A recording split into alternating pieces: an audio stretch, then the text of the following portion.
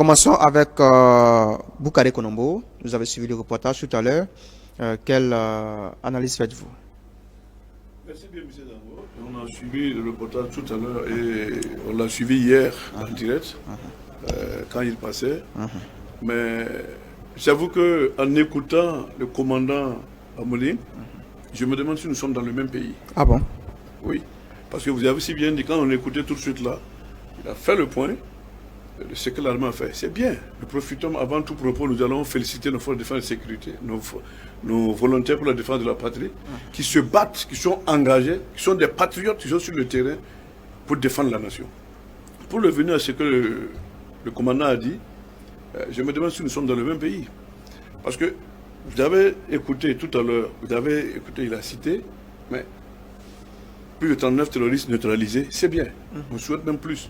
Mais il ne dit pas combien nous avons perdu de FDS, combien de VDP nous avons perdu, et surtout combien de civils nous avons perdu.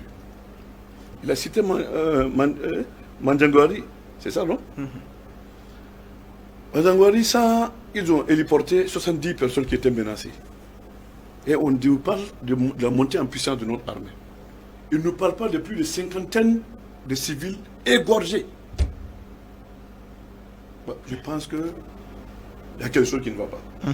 On ne peut pas gouverner dans le déni. Nous disons que c'est dans la vérité que nous allons gagner cette guerre, pas dans le mensonge. Dites-nous la vérité, ça va nous faire mal, certes. Où est le mensonge? Où est le mensonge ici? C'est là pourquoi on ne nous parle pas des victimes. Pourquoi on ne parle pas des... Pourquoi on a pu égorger 50 personnes à Mandjangouari et on vient héliporter 70 personnes? Donc c'est un aveu d'impuissance. Ça veut dire qu'on a laissé cette partie du territoire aux terroristes. L'armée ne dit pas la vérité selon vous? L'armée ne dit pas la vérité.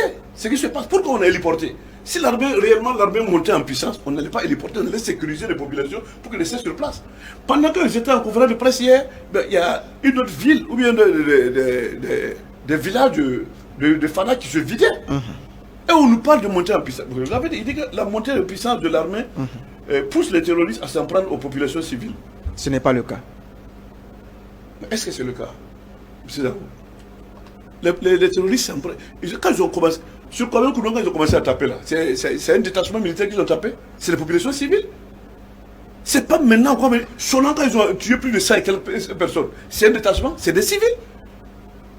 Mais où est la montée de puissance de l'armée? Non, si nous souhaitons que l'armée monte en puissance, c'est notre souhait à tous, parce que nous voulons vivre tranquillement dans notre pays. Mais c'est dans la vérité. Quand on dit qu'on a mobilisé l'armée pour sécuriser, et pour livrer, pour sécuriser un convoi, de vivre, et puis on dit que l'armée monte en puissance, moi ça me pose problème. Si l'armée montait en puissance, on allait nous dire que l'armée a sécurisé des territoires où les déplacés sont en train de retourner. Mais depuis, c'est pas la première fois. Il y a 2 mois, en plus, le porte-parole du gouvernement l'a dit, que oui, bon, il y a des déplacés internes qui sont en train de retourner chez eux. Non, dites-nous la vérité. Dites-nous la vérité, c'est où ces déplacés sont en train de partir. Et tous les jours que Dieu fait... Vous avez mené des recherches, des enquêtes, hein? Non, ce n'est pas le cas. Vous n'êtes pas sans savoir que je suis président d'une organisation de la société civile, où j'ai quelques relais, où qui ne sont pas déplacés, où j'ai des informations. Pourquoi on nous dit... Vous avez une information contraire à ce que le gouvernement a donné. Dites-nous c'est où les gens sont retournés dans leur localité. Dites-nous au moins une seule localité. On va apprécier. Mais au Mali à côté, quand on va prendre, on dit que le Burkina n'est pas le Mali. Oui, le Burkina n'est pas le Mali, mais au Mali, on nous dit les villages qui sont en train de se réinstaller. Et ça, c'est du concret. Pourquoi ici, on nous dit, est-ce qu'on a besoin de faire une conférence de presse pour parler de ça? Non, c'est naturel. Quand les gens se déplacent, les gens vont. Ouais, tel village il faut pas communiquer aussi. Non, non, la communication, oui, mais la communication vraie. Parce que quand les gens vont commencer à se réinstaller là, mais c'est pas eux. C'est nous-mêmes, population, nous, l'information va passer et les gens vont dire, tel village ne se repartir parce que la circulation est bonne. Mais quand il faut mobiliser tout un arsenal, une armée là pour aller livrer 300 tonnes, et puis on dit que l'armée monte en puissance, moi ça me pose problème. Ça vous pose problème. Maître Kélem de Tambela, alors est-ce que l'armée monte en puissance réellement? Bon, vous savez, la montée en puissance de l'armée, c'est depuis Rock, qu'on disait régulièrement que l'armée monte en puissance. Maintenant, ce qu'il faut voir, c'est quoi? Qu'est-ce qui a été fait de plus par rapport au régime de Roch Kaboré? Qu'est-ce qui a été fait de plus que le régime de Roch Kaboré n'aurait pas pu faire? Voilà, c'est ça, cette différence-là qu'il faut faire. Parce que bon, eux, ils sont venus au pouvoir parce qu'ils ont constaté une certaine défaillance du régime de Roch Kaboré dans la lutte contre l'insécurité. Donc c'est ce qui justifie leur arrivée au pouvoir. Donc maintenant, ils doivent pouvoir nous dire qu'est-ce qui est fait de mieux que le régime de Roch Kaboré n'aurait pas pu faire dans la lutte contre l'insécurité. Là, on peut apprécier et savoir si effectivement leur arrivée au pouvoir peut se justifier, oui ou non. Bon, or moi je constate que sur ce plan, c'est difficile à dire. On rencontre toujours les mêmes problèmes que sous le régime de Roch Kaboré. Rien n'a changé. Pratiquement pas. Ah bon? Voilà. Et un peu même se poser la question de savoir si Roch était resté là, s'il n'y aurait pas eu de meilleurs résultats dans la lutte contre l'insécurité. Parce qu'ils avaient déjà une certaine expérience. Alors vous regrettez déjà le départ de Roch? Bon, on ne peut pas le dire, mais je commence à douter. D'accord. Voilà. Autant, on avait vu l'avènement du MPSL comme étant vraiment une solution, comme c'était militaire, etc. Parce que c'était un soulagement, parce que vraiment on était dans la résignation. Mais maintenant, depuis un certain temps, on constate que il n'y a pas d'amélioration en tant que telle. C'est ça le vrai problème. Donc, la question reste posée. D'accord. Maintenant, par rapport à ce qu'ils ont dit, l'accompagnement des convois, tout, même sous Roch, ça se faisait. Donc, il n'y a pas d'exception sur ce plan. Voilà. Monsieur Ilboudo, votre Moi, analyse sur la question. L'analyse que je fais, c'est que on nous parle de la grande muette. Je dirais que si la grande muette n'ouvre pas la bouche, il faut que quand elle va l'ouvrir, qu'elle soit sincère et véridique. Et c'est ça. Si on vous reproche de ne pas parler, le reproche peut tenir. Mais le jour où vous allez commencer à parler, il faut nous dire la vérité. Vous voyez, quand on nous dit qu'on a neutralisé des terroristes et des chefs terroristes, nous avions lu dans une presse pour dire que c'est pas vrai parce qu'ils sont en prison. Et que le monsieur était déjà tué depuis plusieurs années avant. Donc ça nous pose problème.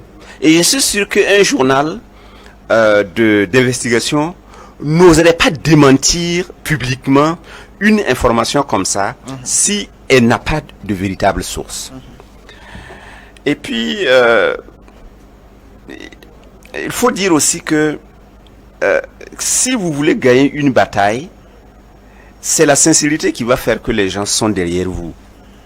Et que on ne peut pas continuer à dire des choses qui ne sont pas vraies. Par exemple, quand on nous dit qu'il y a des camions d'essence, de carburant, qui ont disparu de la nature. Pendant que, j'imagine que, peut-être que les gens en partant, en détournant un camion, ils vont miner la voie après les camions qui passent. Raisonnant par l'absurde. Mais on n'a pas miné le ciel. Si vous aviez des hélicoptères et vous avez des avions, mais vous pouvez tracer quand même ces véhicules-là pour savoir là où ils sont. Un véhicule de carburant, vous connaissez leur gabarit quand même, qui disparaît dans la nature et personne ne les voit, personne ne sait là où ils sont. Une armée qui monte en puissance devrait pouvoir être capable de pouvoir les repérer et de dire et aller les détruire s'ils ne veulent pas retourner. Donc, encore une fois, ce que nous disons, ce n'est pas que nous sommes contre ce que les gens nous disent. Nous, on a envie simplement d'avoir la sincérité dans les déclarations. Et je pense qu'en ce moment-là, on fera avec... Alors vous rejoignez M. Konombo pour dire qu'il n'y a pas de sincérité, il n'y a pas de vérité comme ça dans la communication. Parce que quand vous dites quelque chose que l'on peut démentir avec des preuves, soit c'est le journal qui ment, soit c'est la personne qui a dit cette vérité-là. Et c'est le même journal qui a révélé leur salaire. Qu'ils ont tenté de justifier sur un plateau. Donc, que ce journal ne peut pas mentir. D'accord. C'est le même journal qui a dit que le Premier ministre a truqué sur son CV. Il n'a jamais rien dit sur ça. Donc, s'il faut que, à chaque fois, comme vous l'avez dit, vous dire quelque chose, et puis des journalistes intègres, des journalistes d'investigation viennent de mentir, il y a un problème. Voilà, il y a un problème. Donc, allez-y. La dignité, ça vous coupez, la dignité du peuple burkinabé, on l'a perdu. S'ils disent que la monte en puissance, mais c'est ça, ils disent, est-ce que nous sommes dans le même pays? Des groupes terroristes contrôlent une grande partie de notre territoire. Ils arrêtent des cas, ils vérifient les cartes d'identité, les CNIB des Burkinabés. Ils déshabillent nos mamans, nos femmes, nos sœurs. Il y a deux localités, plus de 2 localités, ils ont déshabillé les femmes. Mais on nous dit que l'armée monte en puissance. Non, L'armée ne monte pas en puissance. D'accord. Nous souhaitons que l'armée monte en puissance en nous disant la vérité. Là, la population, ils demandent la collaboration de la population. Oui, c'est naturel parce que la population veut vivre. La population, moi je veux m'arrêter, aujourd'hui c'est samedi, me lever à 20h, démarrer mon véhicule, aller à Kaya, aller jusqu'à... Mais est-ce que tu peux le faire? Et vous nous dites que l'armée monte en puissance? Non. D'accord. Monsieur Drago, allez-y. Merci. Il faut dire ici que le peuple burkinabé est un grand peuple. Le peuple burkinabé est un peuple très résilient. Et le peuple burkinabé est prêt à tout moment pour accompagner son armée. Mais son armée doit être aussi en phase avec l'aspiration de ce peuple-là. Depuis plus de 7 ans, nous vivons le calvaire de le Burkina Faso. L'avènement du MPCR du 24 janvier a donné au Burkinabé un espoir, ce qui a occasionné la non-manifestation contre le push. C'est comme si le peuple disait à son Excellence Henri Sandaogo, tu es notre Jésus et nous te portons. Mais au fil du temps, ce même peuple se rend compte que ce qui s'est passé hier continue pire sur le terrain et ça s'aggrave. C'est là où il y a le problème. Nous tous, nous sommes burkinabés, chaque burkinabé aujourd'hui souhaite simplement qu'il y ait la paix pour qu'on puisse vivre. Les autres délices de la vie seront considérés naturellement pour nous comme du luxe. Nous voulons vivre. Maintenant, je suis content d'entendre de la bouche de l'armée en disant à son peuple qu'il monte en puissance. Et j'irai loin pour souhaiter que ce peuple constate la montée en puissance de l'armée sur le terrain. Et ça, c'est très important. Parce que selon, comment on appelle, on aime dire que le tigre ne crie pas sa tigritude et bondit sous sa proie. L'armée ne doit pas sortir dire qu'elle monte en puissance. Nous devons constater la montée de l'armée en puissance, apprécier, être, comment on appelle, dans un monde de paix. Il a dit quelque chose. Il y a des moments où tu as envie d'aller voir ton cousin, tu as envie d'aller voir ton oncle. Mais tu n'oses pas. Parce qu'il y a des zones qui sont totalement inaccessibles. Nous comprenons la complexité, la difficulté de lutte contre le terrorisme. Mais nous demandons à l'armée d'aller dans le sens de l'aspiration profonde du peuple et le peuple va les accompagner. De manière concrète. De manière, j'aime à le dire. Aujourd'hui, le Burkinabé n'est pas dans une logique de changement de régime. Parce que ce que nous avons vu avec le coup d'État, si on fait un autre coup d'État, ça va être encore suicidaire pour le peuple. Sur le plan économique, ça va être intenable. Et sur le plan sécuritaire, le temps qu'il s'organise, nous ne savons pas le nombre de dégâts que ça va causer. Donc le peuple a l'obligation aujourd'hui, selon moi, de se donner la main pour soutenir la transition, pour une transition réussie. Mais la transition aussi doit mobiliser toutes les ressources qu'il faut et les hommes qu'il faut, les hommes qui sont engagés, qui ont prêté le serment devant les drapeaux burkinabés pour défendre la nation, de faire le boulot. C'est en cela qu'il s'agit. Les FDS et les VDP qui sont engagés dans la lutte, c'est des civils, mais c'est au nom de la patrie qui se sont engagés pour aller mourir sur le terrain. D'accord. Boukari Konombo, Yakou Dragon, maître de Tambela, la jeunesse entière de Burkina Faso doit se mettre dans l'esprit que si les choses évoluent, qu'ils ne changent pas, chacun d'entre nous doit être capable de prendre une arme pour défendre la nation au prix de sa vie. Mais nous souhaitons que l'armée fasse son travail et que l'armée rapidement nous donne un résultat encore probant, parce que nous soutenons franchement l'armée et nous saluons tous les efforts que l'armée fait tous les jours sur le terrain, parce que c'est pas, nous sommes conscients que c'est pas du tout simple. Il y a des FDS qui meurent permanemment en laissant derrière eux des veuves, des orphelins. C'est pas simple. Nous reconnaissons leurs efforts consentis permanemment sur le terrain et nous saluons, comme on appelle ces efforts-là. Mais nous demandons simplement une cohésion sincère avec l'aspiration du peuple. D'accord. Maître Kélem de Tambela, qu'est-ce que l'armée doit faire aujourd'hui concrètement pour que la population puisse applaudir pour elle? Écoutez, moi j'ai déjà dit ça plusieurs fois. Mais vous savez, par exemple, les terroristes, c'est comme des voleurs. Voilà. Et le voleur, tu ne sais pas quand est-ce qu'il vient. Parce qu'il a tout le temps pour lui, pour se programmer. Alors que toi, tu n'as pas ce temps. Donc, dans la mesure où la situation est ainsi, l'armée seule ne peut pas gagner cette bataille. Parce qu'on ne peut pas mettre un militaire derrière chaque Burkinabé. Nous sommes 22 millions. On ne peut pas mettre un militaire derrière chaque Burkinabé. Et même on ne peut pas mettre un casernement dans chaque village. Donc il faut que les autorités sensibilisent la population. Est-ce que vous sentez des Pour que la efforts population réels elle-même- de la part des populations C'est-à-dire- pour soutenir les forces de défense et de sécurité? Non, il faut à chaque fois ce qu'on appelle un leadership. C'est-à-dire il faut que ceux qui ont le pouvoir d'État sensibilisent la population pour que les gens prennent conscience que leur sécurité, c'est eux-mêmes d'abord, ils reposent d'abord sur eux-mêmes. Voilà, et qu'ils doivent participer à leur propre sécurité. Donc, tant que cela ne se fera pas, et que ce sera de façon isolée, les terroristes seront toujours où frapper. Parce que lui aussi, il a des oreilles, il a des yeux, il regarde. Il sera toujours où vous n'êtes pas pour aller frapper.